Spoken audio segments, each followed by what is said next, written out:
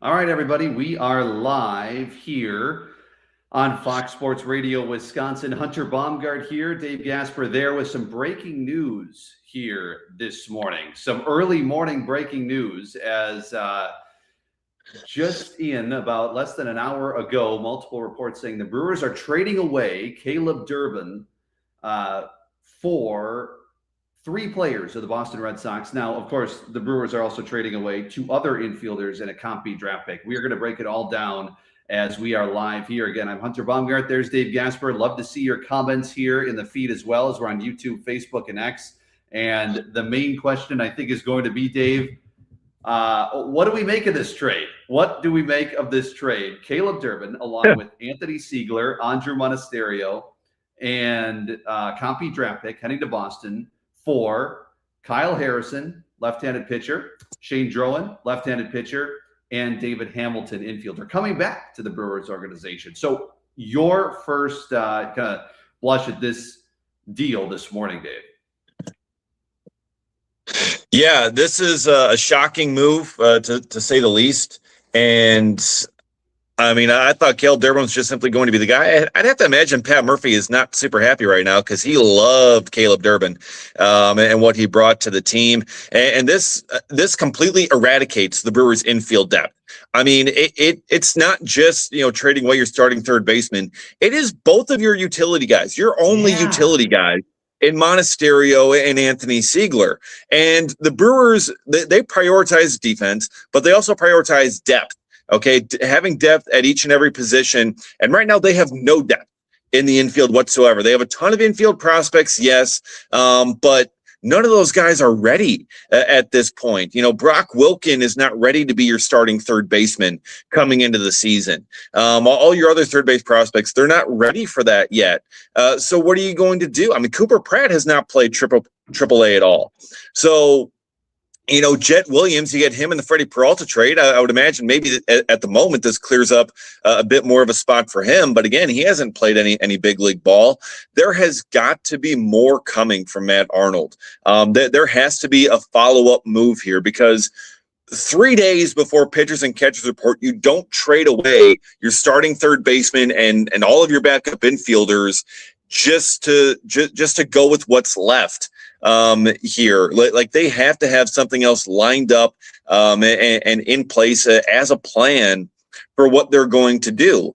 Because this will be a move that you would make back in December, right? Back at like winter meeting when you still have all your options out there on the table when it comes to free agency. I took a look at the list of free agent third basemen, Hunter, and it is horrendous. Your best option is probably Luis Rengifo or Kike Hernandez.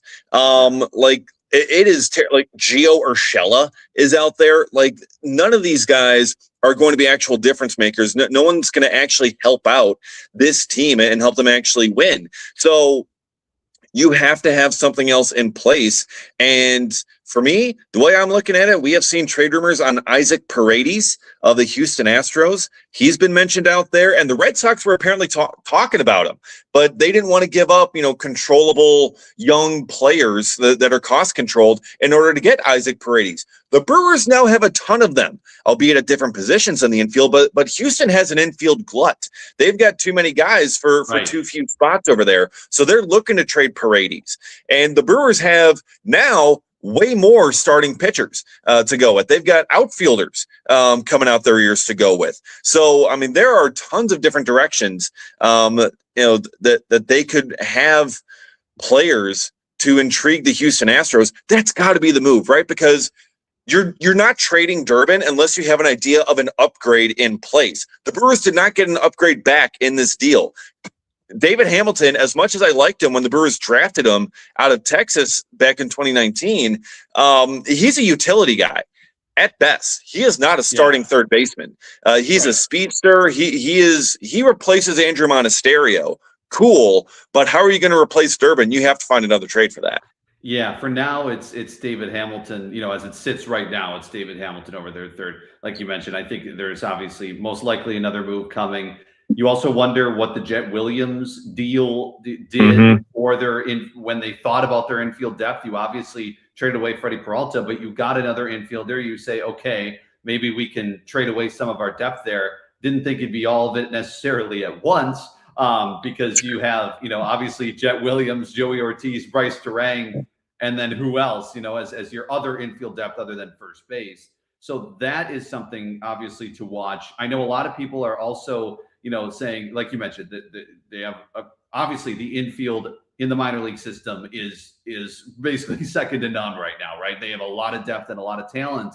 However, like you said, they're not necessarily ready. And Ben saying this clears the way for Jesus Made to, start at third base. Yeah, eventually, maybe at some point, all these pieces are going to fit in. But obviously, you're looking at a 2026 team that pitchers and catchers report in a few days, and you're having a situation where this team was 97 wins last year. This team won a playoff series for the first time since 2018. This is a competitive window, as Rick Schlesinger just mentioned. We were talking to him about the Brewers TV deal last week. So this is a competitive window for this team. So I don't think this is a time, just see what kind of young players you can get. Now, Kyle Harrison is incredibly intriguing, and that is obviously the headliner guy of this deal, probably the most upside of the deal. Went to Boston in the Rafael Devers trade last year, so obviously a significant part of that is significant. And then you have Shane Drowan, who you look at his AAA numbers from last year. He's 27, but lefty AAA numbers from last year look good. 11 starts, 12 games, 2.27 ERA. You like it. And like you said, David Hamilton coming back to the organization. So I think a lot of people are going to look at it and say, Caleb Durbin was not only good on the field, but he was a fan favorite. And I think that's really tough to obviously get rid of.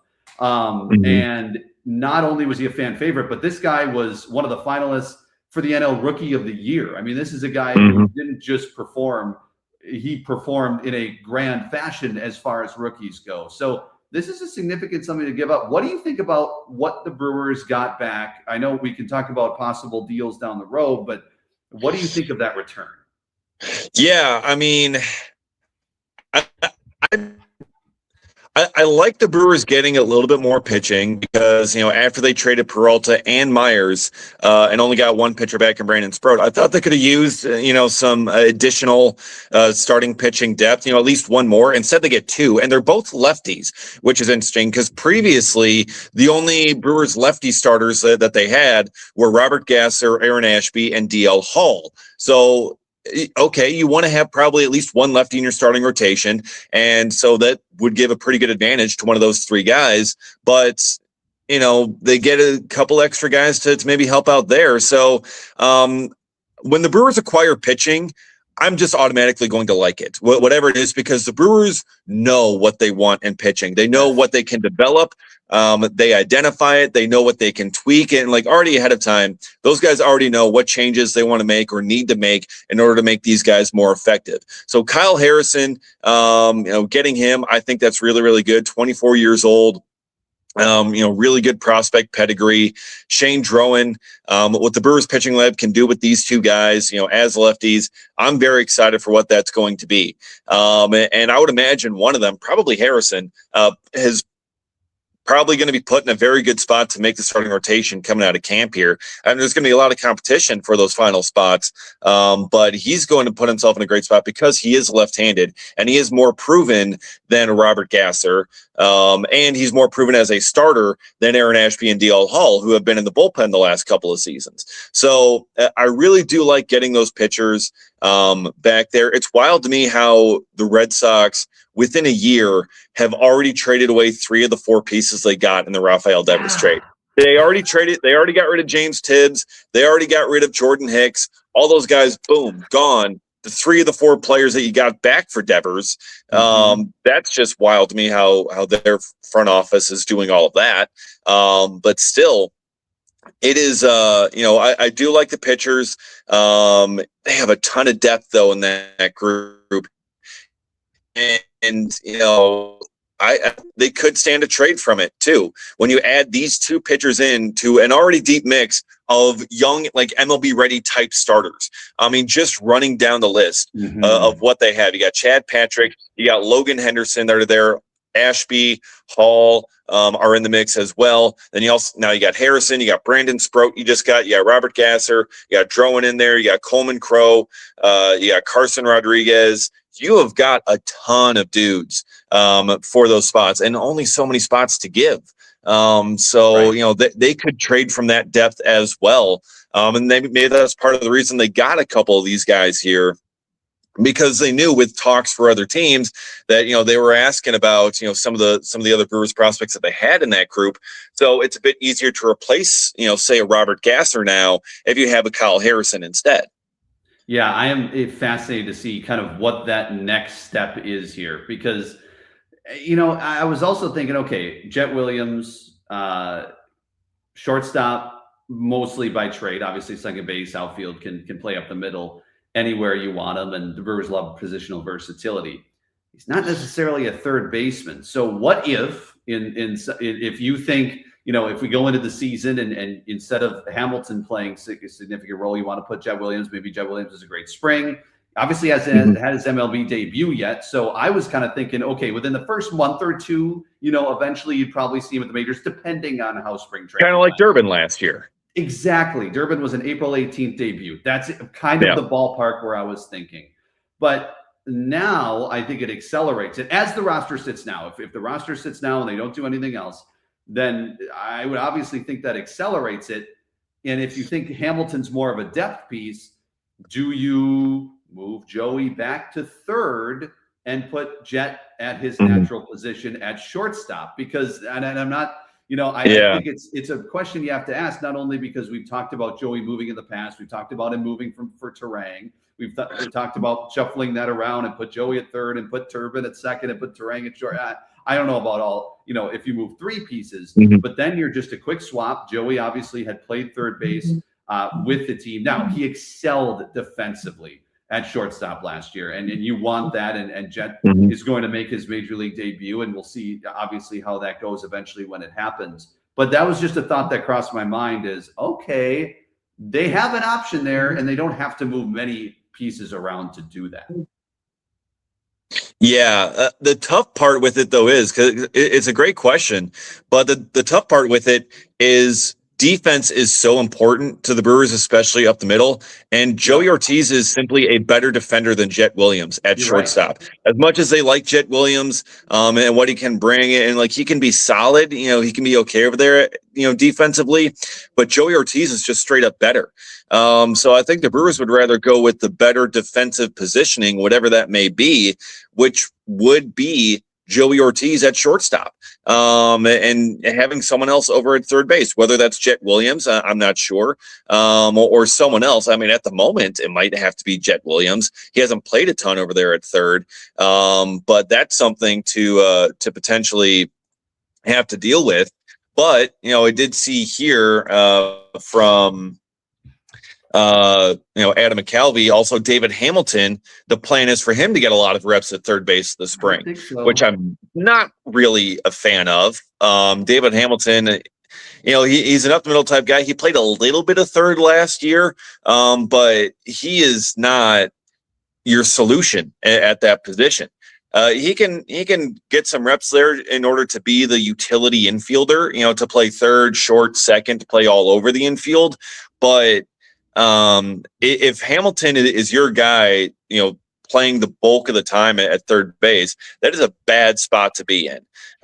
So Joey Ortiz, I think he's staying at short for right now. I think they just got to get some outside addition for third base. That's what I'm fascinated for, because you look at David Hamilton last year, played 91 games for the Red Sox, hit 198, 6 homers, 19 RBIs. He did have 22 stolen bases, but I think when he's a speedster. He's a speedster. He is a low pop, get on base, steal bases type of guy, and he doesn't get on base a ton. He doesn't hit well enough to be a regular with that skill set. Yes, that's exactly it. So I think you look at 2024, a little better batting average, 248, 98 games. Obviously, like you mentioned, the Brewers prioritize defense over maybe anything else as far as the position group goes. So you do wonder, and you do want your infield to be solid up the middle like you were with Joey and Bryce when it comes to the defensive side. So that is where, and we talked about it when we first started, that is where it does seem like there's something else coming, at least because it's one thing to trade Durbin away. It's another to trade Andrew Monasterio and Anthony Siegler away. Not that those two were, obviously everyday starters for you, especially Siegler, but that is guys who play when a guy needs a day off, or obviously injuries happen throughout a season. And Monasterio did a fine job in the years he's been with the Milwaukee Brewers organization and coming in and doing his job when he's needed to. Obviously, the big moment against the Reds last year is one of the moments you think of, and walk-offs, and he had one against the Cardinals. Yeah, what's that? He hit 270 last year. I mean, when Ortiz was on the IL for 10 days, he had a 10-game hitting streak. He had a 109 OPS plus. Now, granted, it was 135 plate appearances, but really well. And yeah, he played every single position you could ask him to. He's a solid utility guy to have. Obviously great vibes in the clubhouse with Monasterio. He's just happy to be there. But yeah, when you trade all the depth along with it, I know no one was really, heartbroken over the loss of Anthony Siegler there, because he wasn't, he didn't hit particularly well when he was up. But still, I mean, that was your depth. Beyond Monasterio, Anthony Siegler was your depth. And now, poof, that's gone. So you're going to have to backfill it somehow. Even with all the young guys that you got, I mean, it's tough. Just looking at this roster construction, this infield right now is looking pretty brutal. Yeah, because you have you have to have. Let's say Jet Williams takes the place, of Durbin, and David Hamilton takes the place of Monasterio. Okay, that still leaves one of the players left, one less infielder there. And maybe you think someone has a really good spring and can pop on. Like I said, I do think another deal is coming. What I do want to also recognize in this deal is what the Brewers have done over the last month, and that is take two very significant contributors from a 97-win team last year and traded them away. And I think we can't overlook that. As much as we trust Matt Arnold, and what this front office has done has been nothing short of extraordinary in the Milwaukee market, and I have no reason not to trust them heading into 2026.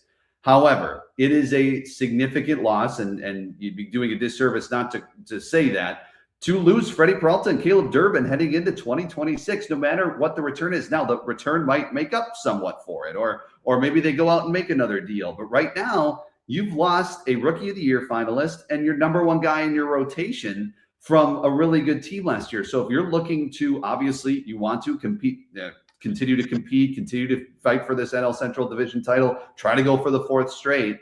That is two things, two guys who not only were loved by on the field by their play, but also by the fan base and also in that clubhouse. A couple of significant losses for Pat Murphy's club.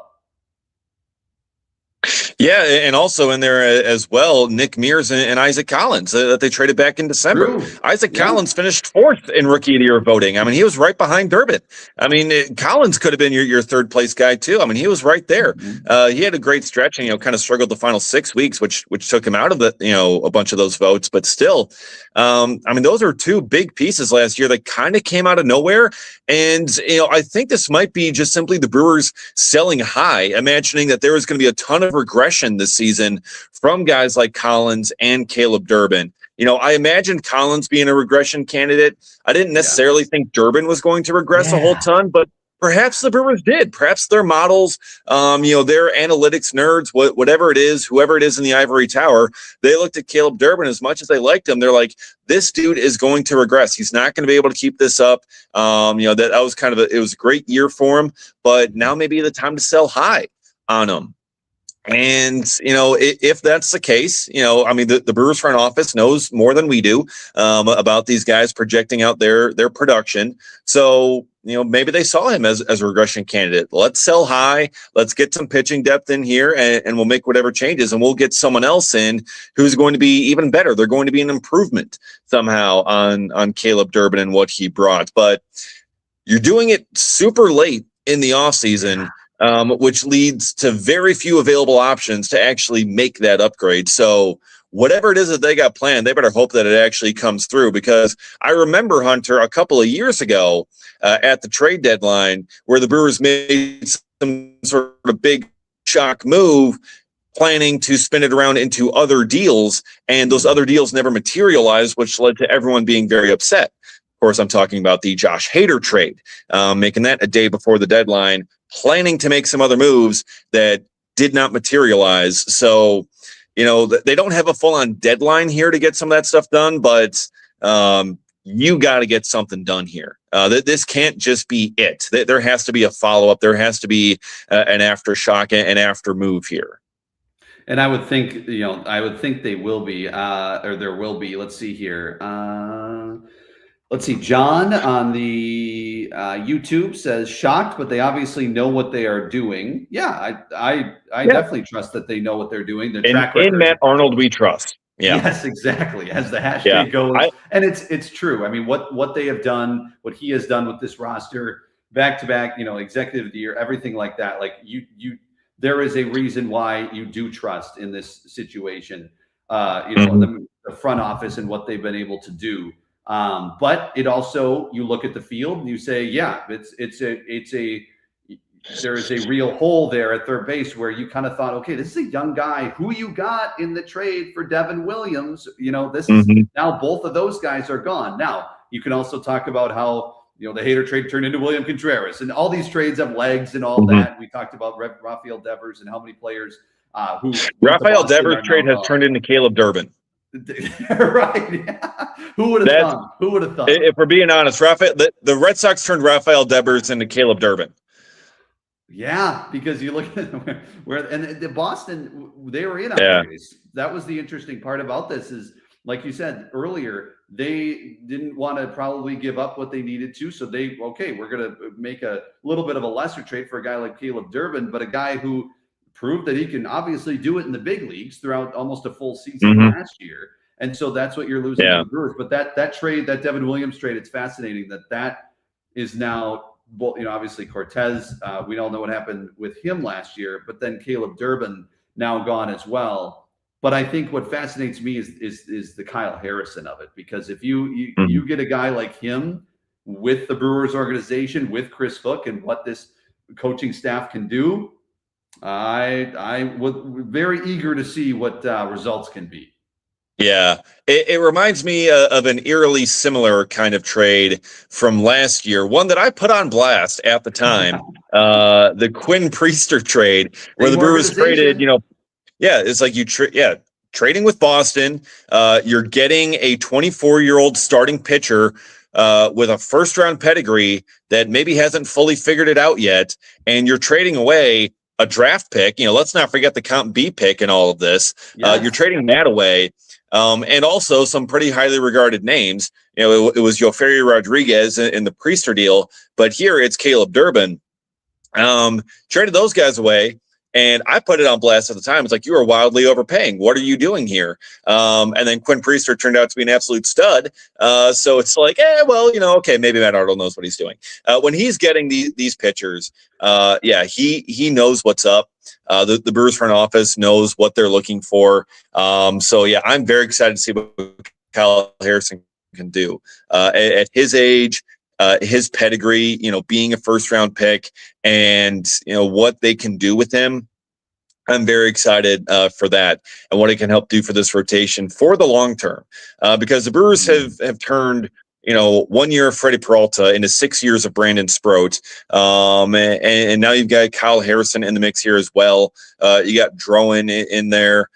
It is just such a loaded group to go with here. I mean, the cream will rise to the top.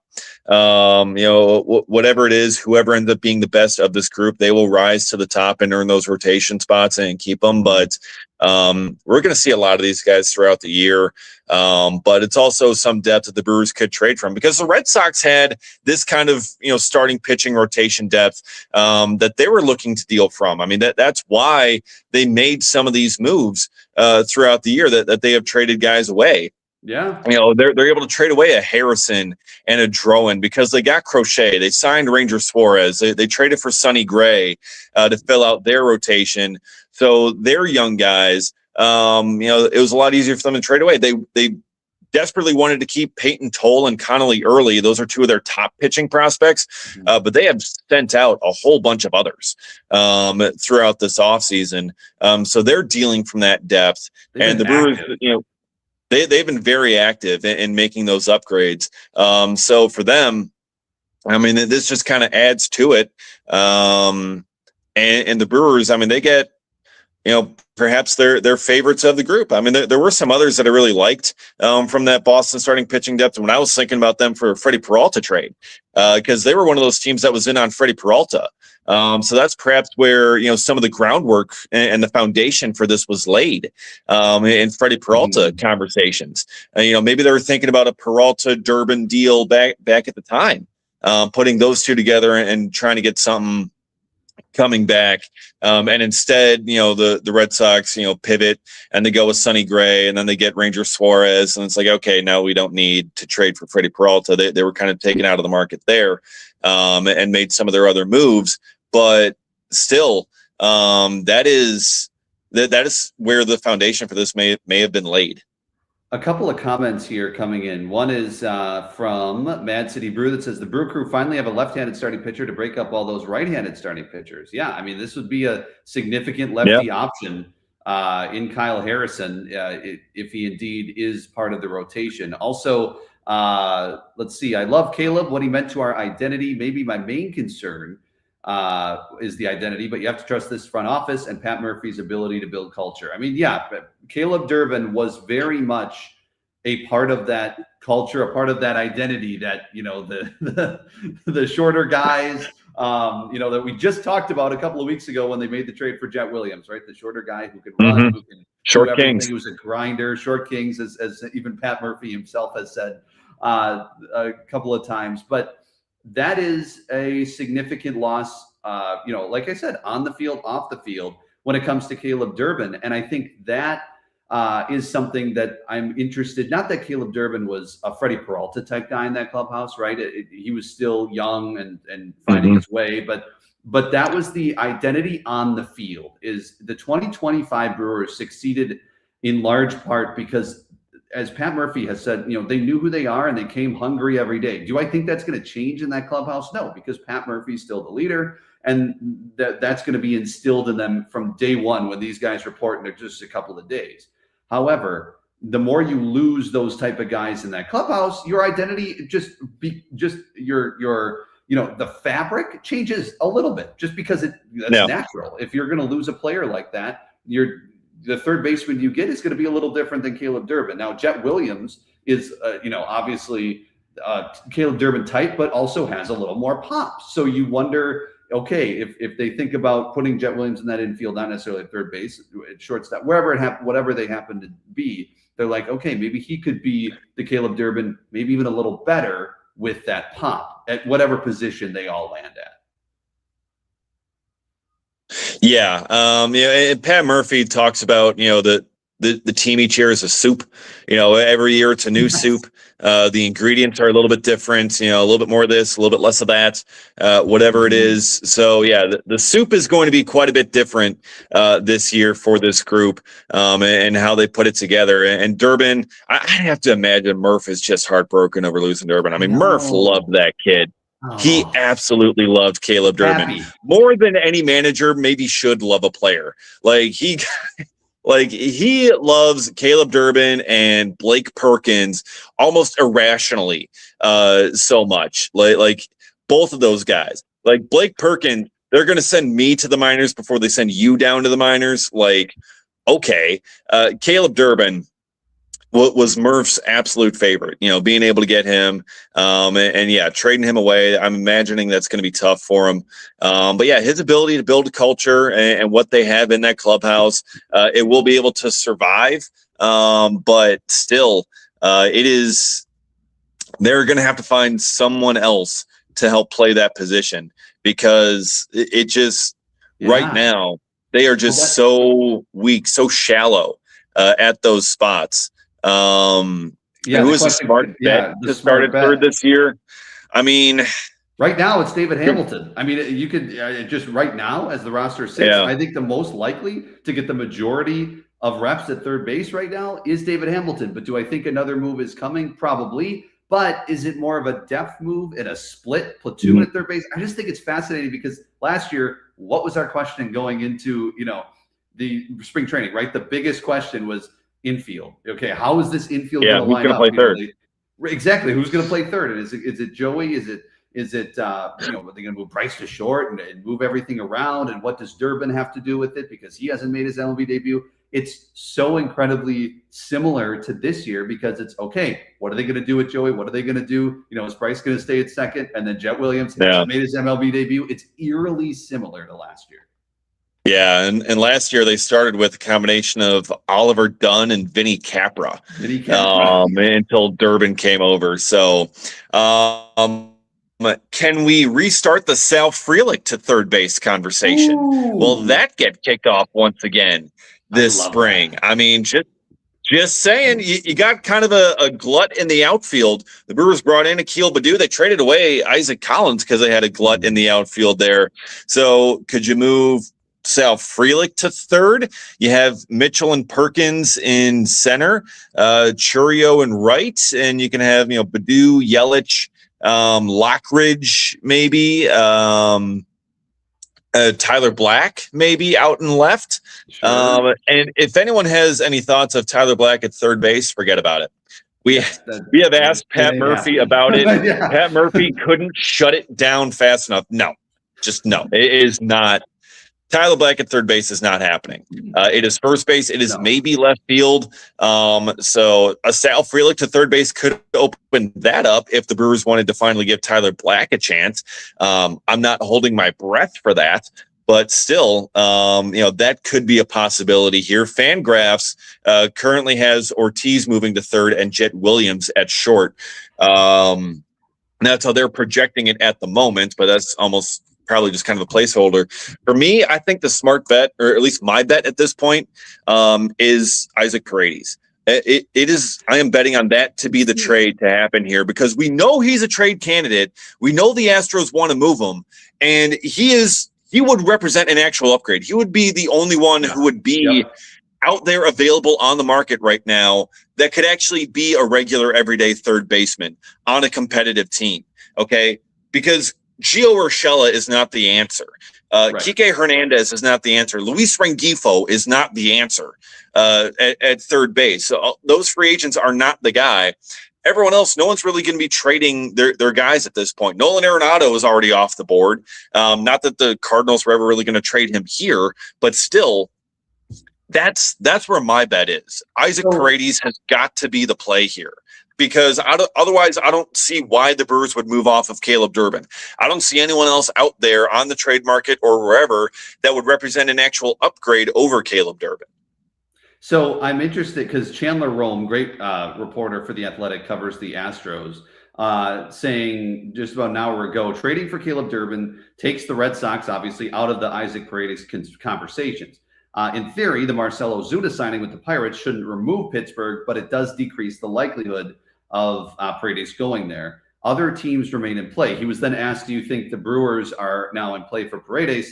Chandler Rome saying, I don't, but that makes sense. So, the other team, yesterday there was at least 4 other teams other than the Red Sox that were in on Paredes. Now, were the Brewers one of them? Who knows? But maybe the Brewers could be one of them now that this has went down. Here's the thing. The Brewers operate in silence on these trades.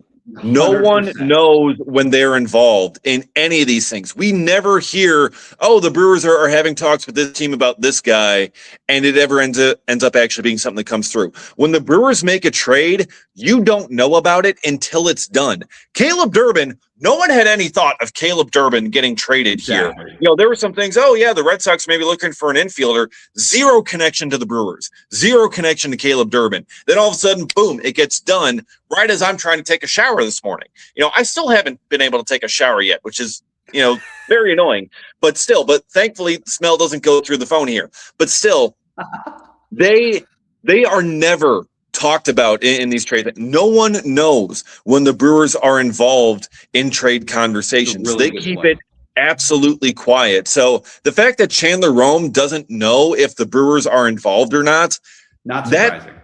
It's not surprising at all. No. It is exactly the Brewers' MO. It is exactly how they operate. So I would imagine that the Brewers are going to be making those calls, that they're having those conversations, because you don't make this kind of a move without some other plan at that position, and Paredes is the most logical plan for them to go with. Whether other teams are involved or not, the Brewers also, with the players that they got back, have increased their depth and prospect capital that they can move in order to get, whatever price tag it is that the Astros have on Isaac Paredes.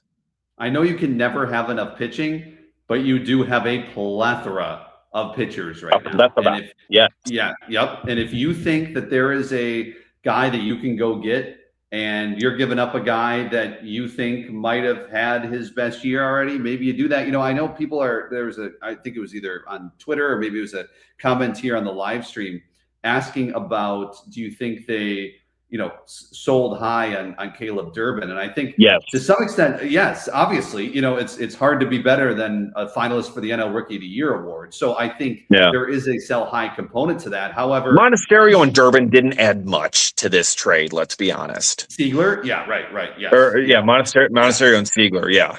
No, I mean, this was a Caleb Durbin centered deal. They threw in a couple others to, give them some depth over there to Boston. But I think it's interesting how the Brewers have went about this offseason, because you mentioned earlier, and we talked about the significant contributors from last year now in 2026 not being on the team. Freddie Peralta, Caleb Durbin headlines that group, but also Isaac Collins and Nick Mears. But I also think Isaac Collins to me made a lot of sense because of his career arc and what he did last year and the way he tailed off at the end of the year. Selling high on him made sense. The Caleb Durbin thing, there's more to the future there. But what type of player was he going to be long term? And I think you have to ask yourself that, and how long term do you? The other part to that though is, the other side of my brain's like, but how long do you need him necessarily there? Because you have so many infielders in your farm system, and that's one of the questions coming up on the live stream. Is a lot of people are saying Jesus Made at third. Jesus Made is in very likelihood not going to play in the majors this upcoming season. He's 18. He got 6 games of AA experience. That's it. We're still, as much as we keep hearing about him and we want him and we're so excited, and there's going to be a day, obviously if he's not traded, which I don't think he will be, there's going to be a day that he's going to be a Milwaukee Brewer and play at American Family Field. But 2026 seems a little short. And so you look at, like you mentioned earlier, right? And we just had a comment come in here about, you got Brock Wilken, Luke Adams, Jet Williams. Like, this is going to open up a spot for some of these guys, and they're going to have some competitive. If they don't make another move, there is going to be competition. But how ready are those guys for an opening day spot on this roster in the infield? We'll see. They're not. Maybe Jet Williams. Yeah, Jet Williams probably the closest, but I mean, Cooper Pratt, no AAA experience. Brock Wilken, no AAA experience. Right. Mike Bove, no AAA experience. Had a bad year last year. Andrew Fisher, only got to high A last season for a handful of games. He just drafted him. Those guys aren't really they aren't ready quite yet, but in a year or two they might be. And Caleb Durbin, he had another 5 years of team control over him. He probably wasn't going to last that long as a starter here. So I get moving him at some point, but also, as I mentioned, there were some of those prospects being ready a year or so from now. Isaac Paredes has one guaranteed year left on his contract, 1 year, $9.3 million. He's getting this year with a club option for $13 million next year, that converts to a mutual option if he finishes top 10 in MVP. So you have him for 1, potentially 2 years if you get Paredes, and that can bridge you almost perfectly to Brock Wilken or one of your other corner infield prospects, whoever is going to be taken over at third base. So I think that could line up super well with some of those guys that they have coming up. It makes too much sense not to do at this point. And if you want to get thump in this lineup, because that's a lot of the doubts about this team, a lot of the complaints about this team, there's not enough power in the lineup. You got a bunch of light hitting guys who can get on base and steal bases, and that's great. That's cool. But you got to add some power to this group as well, beyond Christian Yelich, beyond Jackson Churio. Paredes would do just that. Paredes would represent a massive upgrade in terms of power over there at the third base position. Durbin had a little bit of pop, yes, but Paredes has 20 home run power. Durbin had 10 home run power. And even then, that was maybe pushing it a little bit. That was maybe a career year for him power-wise, being able to step into that. And, no offense to Caleb Durbin, but a lot of his home runs were kind of wall scrapers. They weren't exactly, mammoth blasts. I think that's something too, trying to get maybe a bit more power into this lineup, like everyone's been complaining about and telling them that they should do all offseason. That's it. I mean, and look, you swap out in however you want to line it up. If you swap out Jet Williams for Caleb Durbin, there is a little more power there. Obviously, their size is somewhat similar, but the just the raw power and you look at what he can offer you, and it's a little more pop than a Caleb Durbin. All right, we are going to, as someone just commented, let Dave shower. I think we're going to do that, and we are going to wrap things up on this live stream. If you missed it, you can always rewind it. We're on YouTube, we're on Twitter, we're on Facebook, and also a reminder, I'm sure the guys on the huddle in the morning will be breaking this all down from 5 to 8 a.m. on Fox Sports 920 in Milwaukee and Fox Sports 1070 in Madison and the iHeartRadio app. So be sure to do that. Follow Dave on X at dgasper24. You can follow me at Hunter B on air on all socials. So we'll keep you posted as far as any more moves that may come when it comes to the Milwaukee Brewers offseason. So all I know is, yes, they might have traded away Caleb Durbin, but pitchers and catchers are in just a couple days, Dave. So we are so close to baseball season. It's officially baseball season now. The Super Bowl is done. So it is now officially baseball season. Pitchers and catchers report this week. It is our time to shine now. It is baseball's time to shine. So I certainly cannot wait for that. And yeah, it just adds a lot more intrigue, a lot more to talk about here as spring training is about to get underway. No doubt about it, Dave. We will talk soon. All right, sounds good. I'm going to go take a shower. Sounds good. Sounds good. See you, everybody. Thanks again for listening and watching here on the live stream, Fox Sports.